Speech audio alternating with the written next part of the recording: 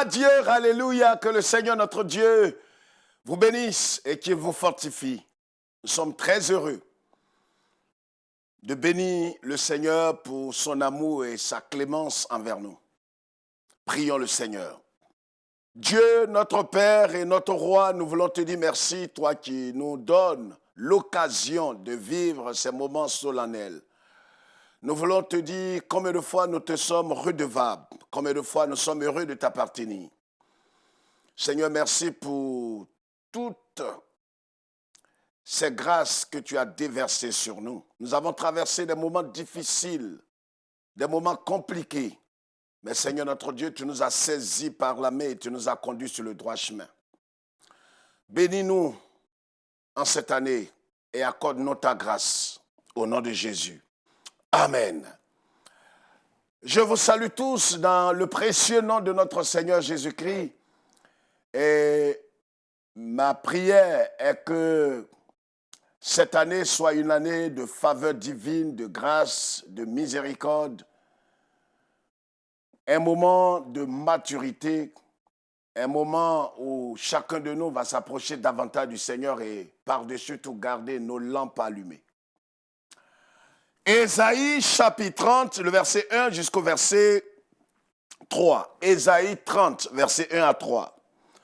Malheur, dit l'Éternel, aux enfants rebelles qui prennent des résolutions sans moi et qui font des alliances sans ma volonté pour accumuler péché sur péché, qui descendent en Égypte sans me consulter, pour se réfugier sous la protection de Pharaon et chercher un abri sous l'ombre de l'Égypte. La protection de Pharaon sera pour vous une honte et l'abri sous l'ombre de l'Égypte une ignominie. Amen.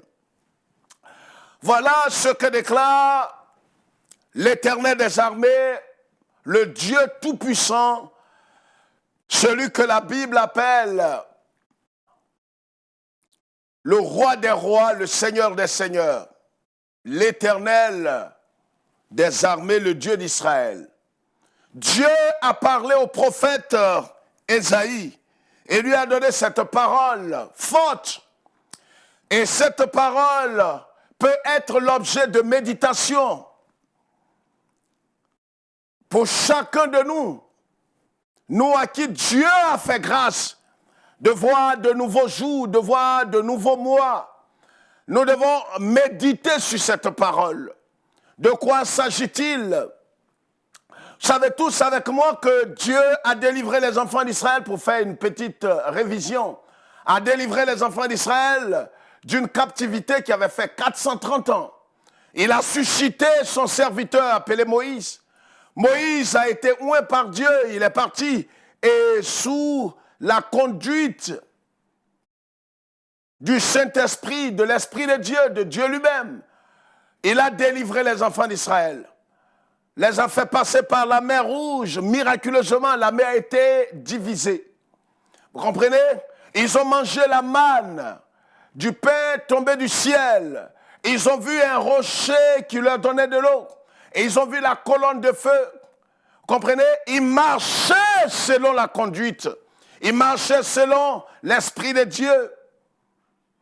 À un certain moment, ils ont commencé à se comporter comme bon leur semblait. Et vous savez tous ce qui est arrivé, comment Dieu a châtié son peuple, comment Dieu a frappé son peuple. Vous comprenez? Et nous qui avons trouvé grâce aux yeux de Dieu, qui sommes dans la nouvelle alliance, nous devons méditer ces paroles. Toutes ces choses qui ont été écrites pour nous servir de leçons, pour nous instruire, pour nous éclairer. Ça veut dire que nous devons faire très attention pour ne pas tomber dans ces mêmes dérives où Israël est tombé en son temps. La parole de Dieu dit que le peuple de Dieu a commencé à agir de son propre chef, agir comme bon lui semble. Ça veut dire qu'ils prennent des décisions, des résolutions, ils vont jusqu'à faire des alliances sans consulter Dieu, sans se référer à Dieu. C'est ce qu'Israël a fait. Vous vous souvenez comment Ils avaient traité alliance avec un peuple appelé Gabaon. Et ils ont eu des ennuis.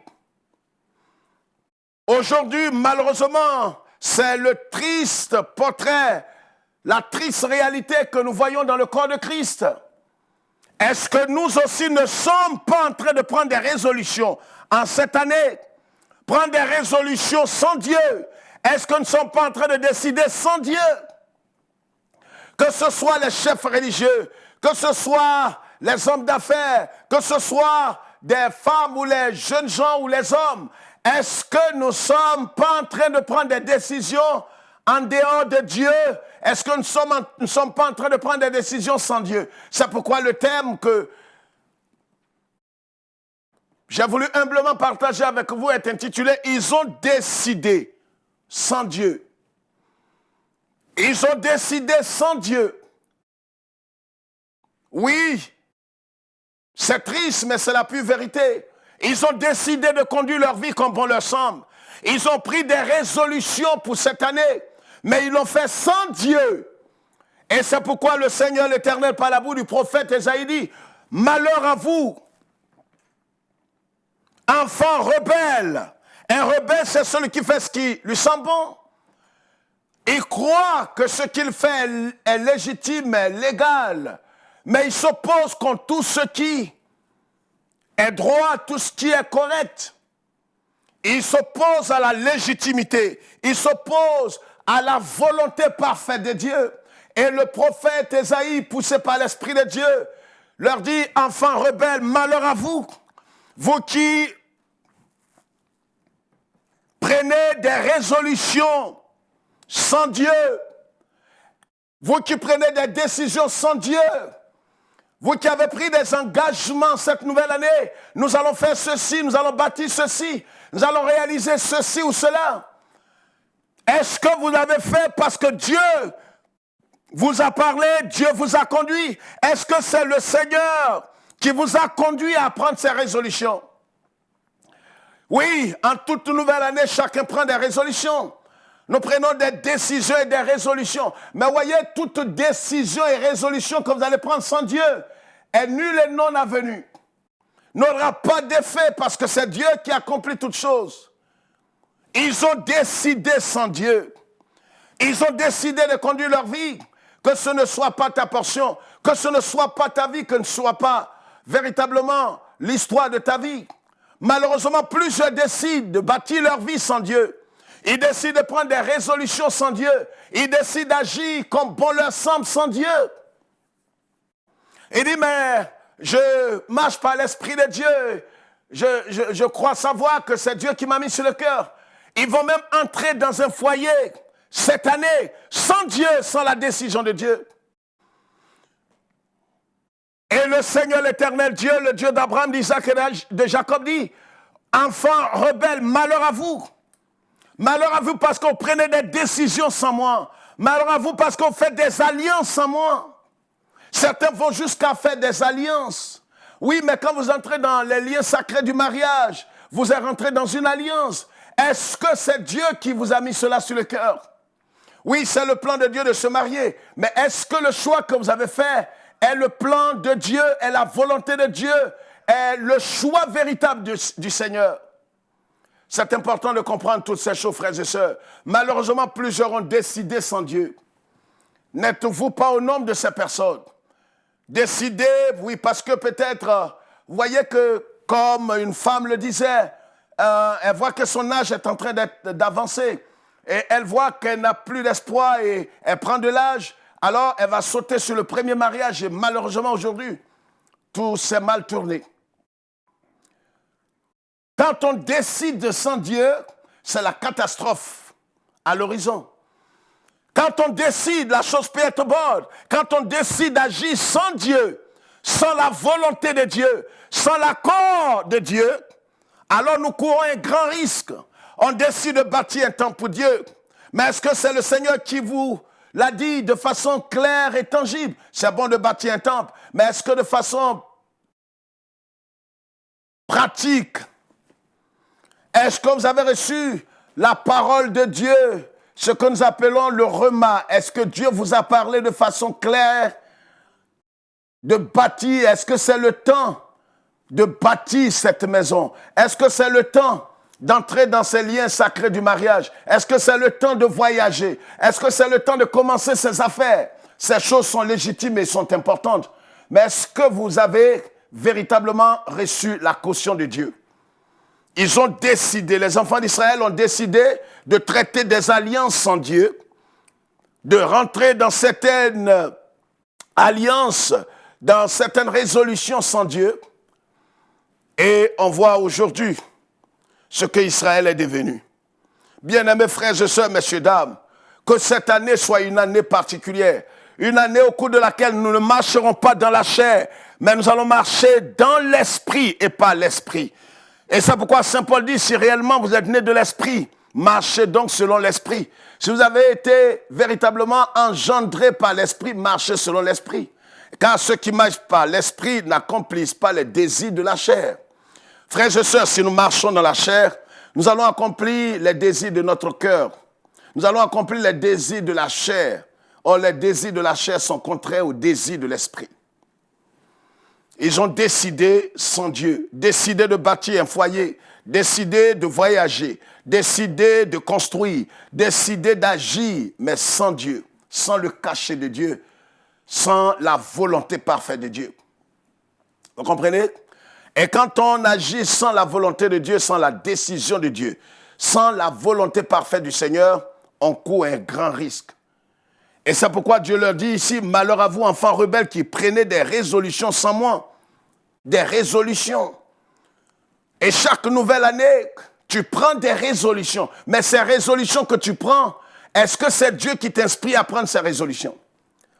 Est-ce que c'est le Seigneur qui met ces résolutions sur ton cœur? Est-ce que tu écoutes la voix du Seigneur avant de prendre ces résolutions? Tu as décidé de bâtir ceci, de faire cela. Je vais réaliser toutes ces choses, je vais faire ceci. Mais est-ce que ces résolutions viennent de Dieu? C'est la première préoccupation, frères et sœurs.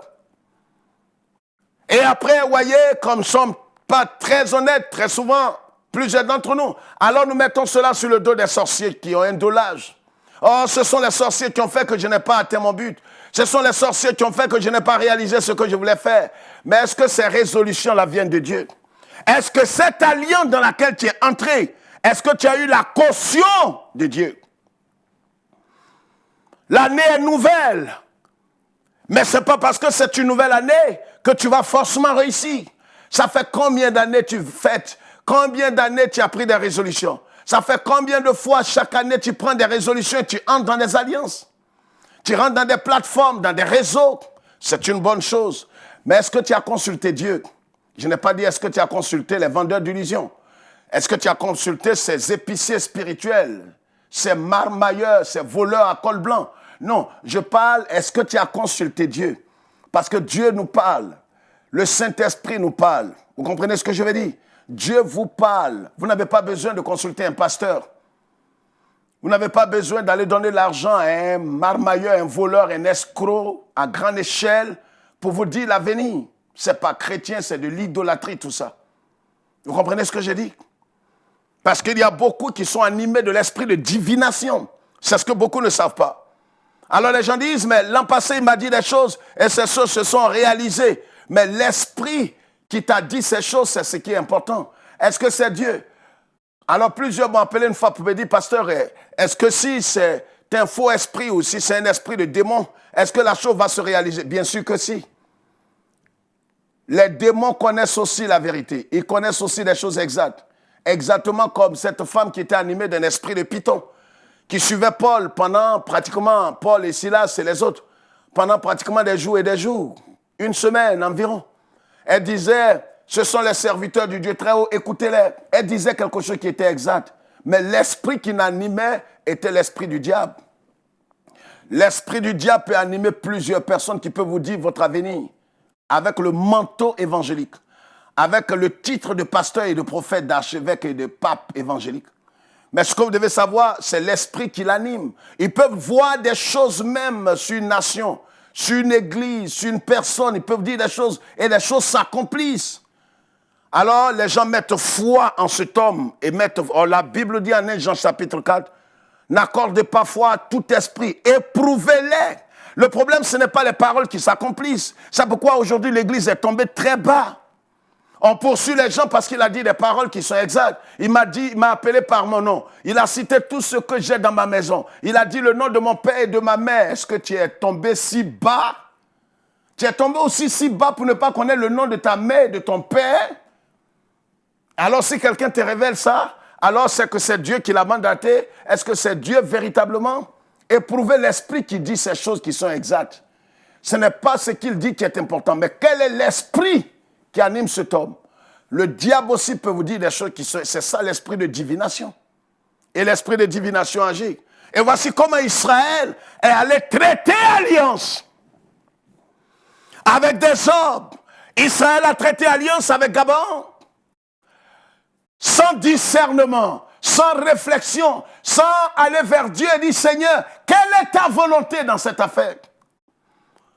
Et souvent on tombe sous le coup de l'esprit de divination, parce que quelqu'un m'a appelé par mon nom, parce que quelqu'un a cité tout ce que je suis. Alors j'accorde foi à cette parole et à cet homme. Et voilà comment des gens sont devenus esclaves des démons depuis des décennies.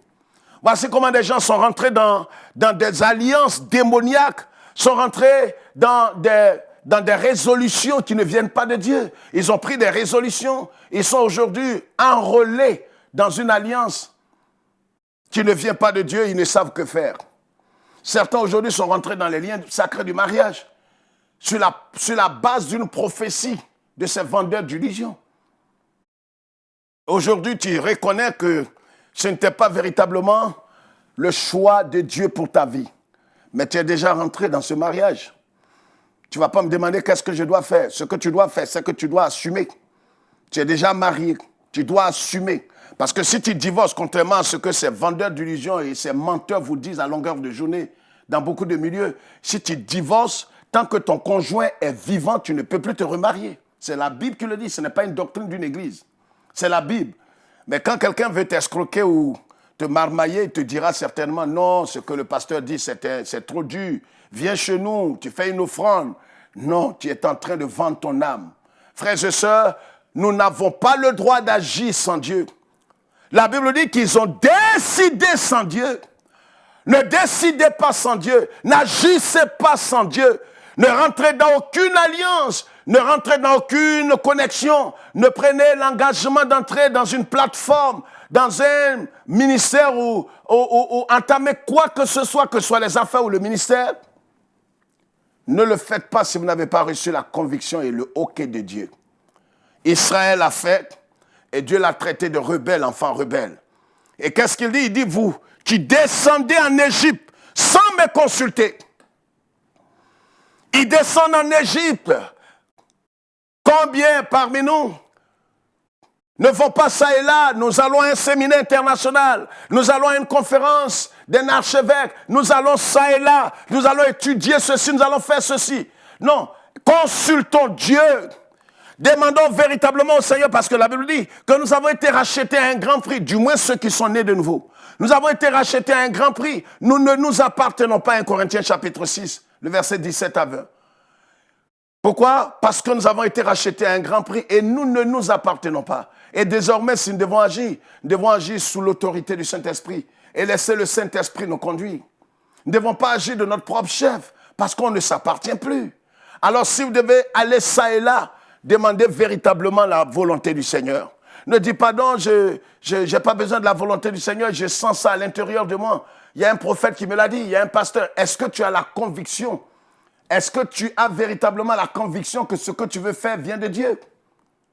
Est-ce que ce que tu veux faire vient véritablement de Dieu? Vous savez, le Seigneur nous dit d'aller partout le monde et faire de toutes les nations des disciples. Mais vous vous souvenez dans la Bible, Actes des Apôtres, Paul voulait aller quelque part dans une contrée et le Saint-Esprit lui a dit, ne pars pas là. Et pourtant, Jésus nous a laissé cette grande commission. Vous voyez, une chose peut être légitime, légale, comme l'évangélisation, le mariage, et toutes ces choses sont bonnes. Mais en même temps, il faut comprendre, est-ce que nous avons reçu la caution de Dieu? Est-ce que nous avons reçu, ne décidons pas sans Dieu? Malheureusement, ces gens ont décidé sans Dieu. Et quand vous décidez sans Dieu, vous courez à votre pète, vous courez à l'échec. Alors vous allez mettre ça sur les malédictions générationnelles, vous allez mettre ça sur la malédiction du cordon ombilical qui te lie à ta mère. Ces mensonges-là ne peuvent plus prospérer. Vous comprenez? Ces choses ne peuvent plus prospérer parce que tu l'as dit pendant des années. Personne n'est prêt à t'écouter maintenant. Est-ce que tu ne prends pas des résolutions sans Dieu? La Bible dit, pour terminer, ils descendent en Égypte sans consulter Dieu pour se réfugier sous la protection des pharaons. Voici aujourd'hui comment les gens sont à califourchon entre Jésus-Christ et des loges maçonniques. Vous comprenez ce que je veux dire? Et ils sont en même temps, ils se disent chrétiens nés de nouveau. Ils sont avec Christ, mais ils sont dans des réseaux mafieux. Ils sont dans des loges, ils sont dans des sociétés secrètes. Des gens qui descendent en Égypte. Et l'Égypte ici est le symbole de quoi? Du monde. Ils descendent en Égypte sans consulter Dieu. Et ils ne vont même pas consulter Dieu parce que ce n'est même pas le plan de Dieu qui descend en Égypte. Dieu a toujours interdit aux enfants d'Israël de descendre là. Quand il veut que quelqu'un descende en Égypte, il lui dit expressement, va là. Comme le cas de l'enfant Jésus qui devrait descendre là pour être protégé. Dieu avait un plan parce qu'il est souverain. Bien-aimés frères et sœurs, cette année, qui est une nouvelle année, nous devons comprendre que nous ne devons pas agir de notre propre chef. On peut prophétiser sur vous. On peut dire des belles paroles sur vous. Mais si vous ne marchez pas selon l'esprit et en se basant sur la parole irréversible de Dieu, vous allez échouer comme toutes les autres années. Ce n'est pas la quantité des prophéties qui vont faire que votre vie va réussir.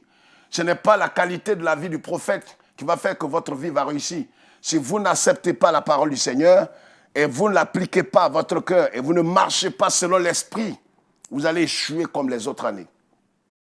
Ils ont décidé, sans Dieu, que ce ne soit pas votre portion et que ce ne soit pas votre vie. Bien-aimés frères et sœurs, voici la parole de Dieu pour nous aujourd'hui. Ils cherchaient la protection. Aujourd'hui, les gens cherchent la protection. Et c'est pourquoi, en tant que chrétien né de nouveau, tu n'as pas besoin de la protection d'un pasteur, d'un bishop, d'un patriarche, de ceci, cela. Les gens vont vous demander toutes ces choses. Apporte une bonne offrande, une offrande sacrificielle. Je vais prier pour toi, pour que Dieu te garde et te protège. Arrêtons ces idioties. J'appelle ça des idioties, c'est de l'idolâtrie. C'est du fétichisme. Arrêtez ça, c'est être sorcier. C'est au même titre que les comiens et autres tous en Afrique. Vous comprenez? La Bible dit que celui qui repose à l'ombre du Tout-Puissant, il repose à l'abri du Très-Haut. Vous comprenez? Et pourquoi? Parce que si véritablement vous êtes en Christ, votre vie est sécurisée. Ce n'est pas l'offrande et la prière que le pasteur va faire qui va sécuriser votre vie. Soyons logiques, lisez la Bible. Lisez la Bible. Lisez la Bible. Cette année, ne vous laissez pas entraîner par l'idolâtrie, par le culte de la personnalité, comme on le voit partout dans beaucoup d'assemblées, de beaucoup d'églises et de ministères aujourd'hui. Sortez de ces milieux et réfugiez-vous en Christ. Christ seul est la sécurité de votre vie. C'est lui qui peut vous faire réussir, ce n'est pas un pasteur. Respectez vos pasteurs, honorez-les, mais ne les prenez pas pour des dieux. Ce ne sont pas des dieux. Partout où vous allez aller, où les gens vont vous demander de donner de l'argent avant qu'ils ne prient pour vous, sortez de là. Peu importe la grandeur, la grosseur et la vieillesse de cette dénomination, sortez de là. C'est des sorciers, c'est des gens qui sont nés pour se perdre. Ne les écoutez pas. Ne décidez pas de poser un acte sans Dieu. Que Dieu vous bénisse et que le Seigneur notre Dieu vous garde. Et que cette année soit une année véritablement nouvelle. Pas juste une nouvelle année, mais une année nouvelle. Où nous allons marcher selon la voie du Seigneur. Parce qu'il a dit à Moïse, si tu écoutes la voix de l'Éternel ton Dieu. On lit la Bible, qui est la parole irréversible de Dieu, mais nous devons entendre la voix du Seigneur. Et la voix du Seigneur que nous entendons ne va jamais contredire le canon sacré. Marchons selon la voix du Seigneur, l'esprit du Seigneur. Vous allez voir que les choses vont changer cette année. Ce n'est pas de la magie. Ce n'est pas aller donner de l'argent à un mortel, un vendeur d'illusions, un épicier spirituel, mais c'est de marcher conformément à la parole de Dieu. Ce n'est pas mystique. La parole de Dieu. Christ seul est notre sécurité, notre rocher. Que Dieu vous garde et qu'il vous bénisse et que cette année soit une année véritablement nouvelle en Christ Jésus. Nous vous aimons. Le Maître vous aime par-dessus tout. Souvenez-vous d'Israël et de Jérusalem. Et quelles que soient les tumultudes qui se passent actuellement dans les nations, gardez les yeux sur Jésus. Et gardons nos lampes allumées. Shalom.